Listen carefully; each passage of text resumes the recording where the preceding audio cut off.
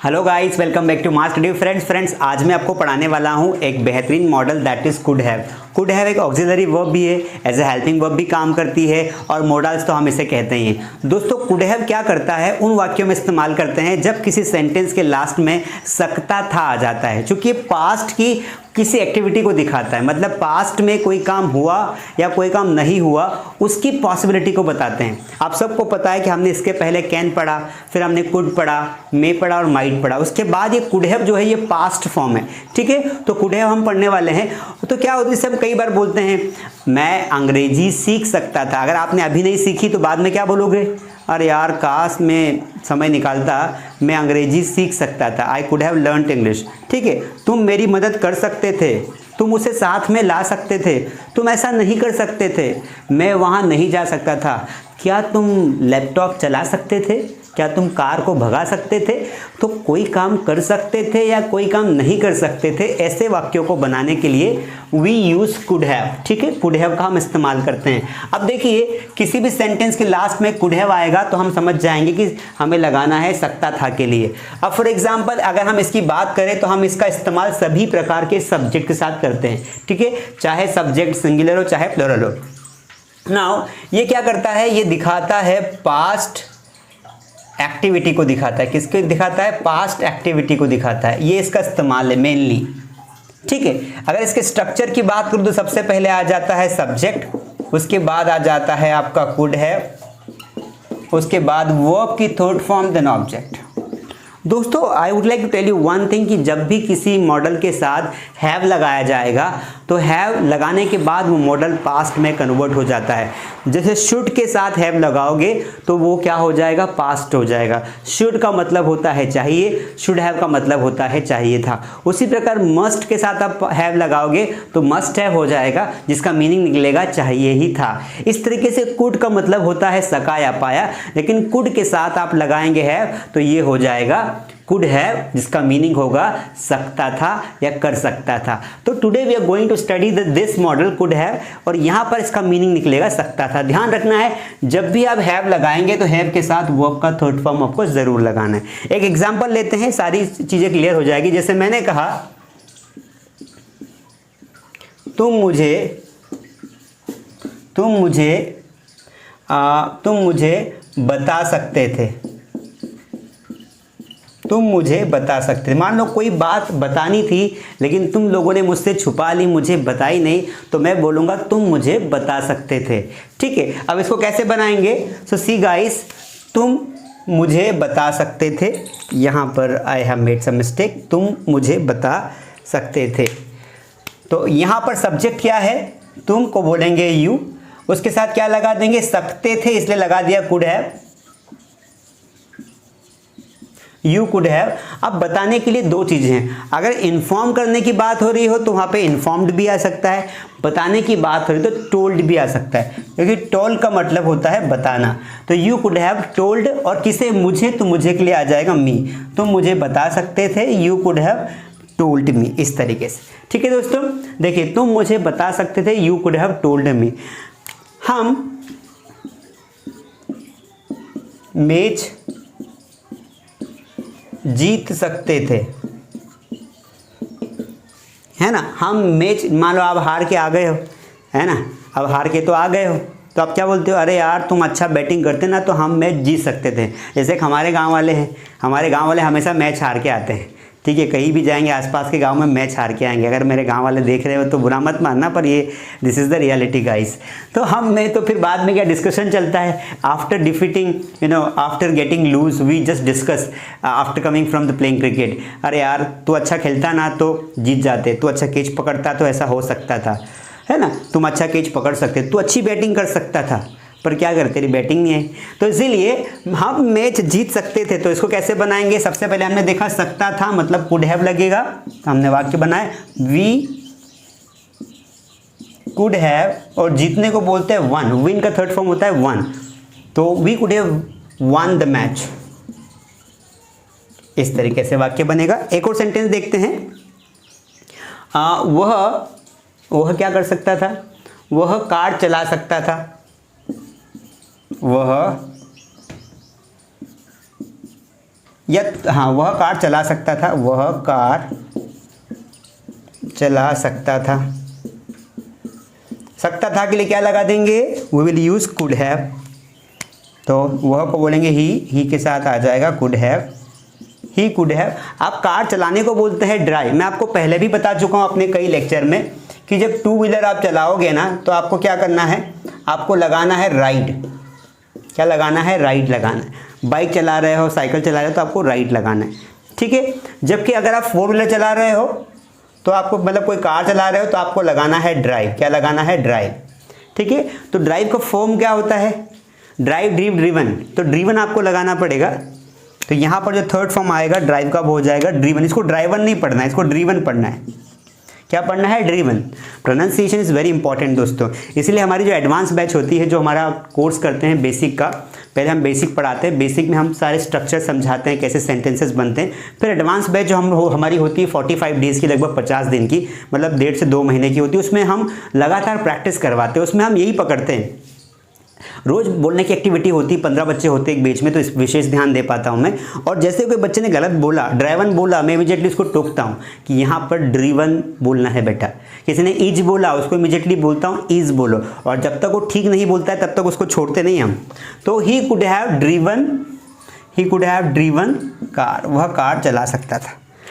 So guys this is the way to make the sentences. अब आपको क्या करना है, आपको देखो प्रैक्टिस तो करनी पड़ेगी, खुद से करनी पड़ेगी, हर बार कोई हमारे पास थोड़ी आएगा। तो प्रैक्टिस करने के लिए आपको एक सेंटेंस लेना है मन से। मान लो आपने सेंटेंस लिखा कि मैं प्रोग्राम में गाना गा सकता था, पर मैंने नहीं गाया। तो मैं प्रोग्राम में गाना गा सकता था, सकता था को हमने पकड़ा, कुड हैव आएगा, आई कुड हैव। आप गाना को गाने जो प्रोसेस होती है गाना गाने की, उसको बोलते हैं सिंग, और सिंग का थर्ड फॉर्म होता है sung. So I could have sung song in the program. और वाक्य को लंबा बना, सेंटेंस को लंबा बनाना पड़ेगा दोस्तों, तभी तो मज़ा आएगा। मैं 26 जनवरी को के प्रोग्राम में, मैं 26 जनवरी को जो है गाना गा सकता था। 26 जनवरी के प्रोग्राम में गाना गा सकता था। थोड़ा सा और बड़ा कर दे, I could have sung song in the program of 26th of January, इस तरीके से, ठीक है। तो you can make a lot of sentences. तुम अंग्रेजी सीख सकते थे, अब तुमने सुनी नहीं मेरी बात, अब भुगतो, you could have learned English, इस तरीके से you can make. So guys इस तरीके से बनाएंगे। Now let us talk about negative. अगर हमें नेगेटिव सेंटेंस बनाना है तो हम कैसे बनाएंगे, देखिए नेगेटिव में हमें नेगेटिव का स्ट्रक्चर लिखना है। I have told you many times कि आपको जब भी नेगेटिव बनाना हो आपको नॉट लगाना होता है बेसिकली, कहाँ पर, यहाँ पर।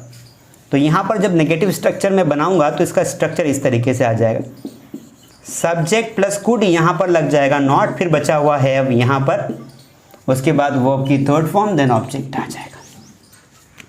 Now if you want to make interrogative sentence then आपको लेना है कुड को आगे, क्योंकि हेल्पिंग वर्ब आगे आती है। उसके बाद स्ट्रक्चर में हमारा बचा हुआ है वहीं पर रह जाएगा, वर्ब की third form as it is, then last में ऑब्जेक्ट क्वेश्चन मार्क।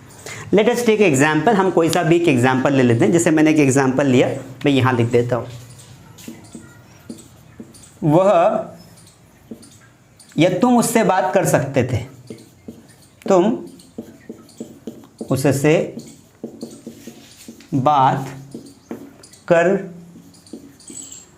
सकते थे, तुम उससे बात कर सकते थे। जैसे कई बार होता है हमारी बात करने की इच्छा होती है किसी से, लेकिन हम डर जाते हैं, हमारे मन में एक एजिटेशन होता है, ठीक है, कि यार बात करूं या ना करूं। तो उस समय हम बाद में पछताते और बोलते हैं अरे यार तुम उससे बात कर सकते थे। तो सीधा बनाएंगे सेंटेंस, सबसे पहले बनाएंगे सिंपल। तो यहां बनाऊंगा सिंपल, यू कुड हैव, बात करने को बोलते हैं टॉक, टॉक का थर्ड फॉर्म होता है टॉक्ड, टॉक्ड, और टॉक्ड के बाद हमेशा टू आता है। क्या आता है, टू आता है, ठीक है गाइस। अब देखिए, let me just a second guys, है ना, you could have talked to him. अगर लड़की है तो हिम, लड़का है तो हर, ठीक है। अब देखिए यहां पर नेगेटिव सेंटेंस बनाएंगे कि तुम उससे बात नहीं कर सकते थे, तो you could not have talked to him. अगर लड़का है तो हिम, लड़की है तो हर। तो सिंपल सेंटेंस है, you could have talked to him, you could not have talked to him. Negative में नॉट लगा दिया और सिंपल में नॉट नहीं लगाया। ना इंटरोगेटिव में किसको आगे लाएंगे, हेल्पिंग वर्ब को। Could you have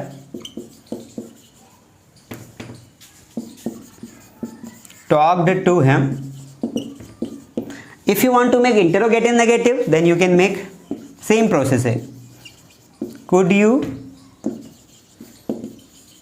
not have talked to him, इस तरीके से. If you want to make WH word, you can make WH word also. When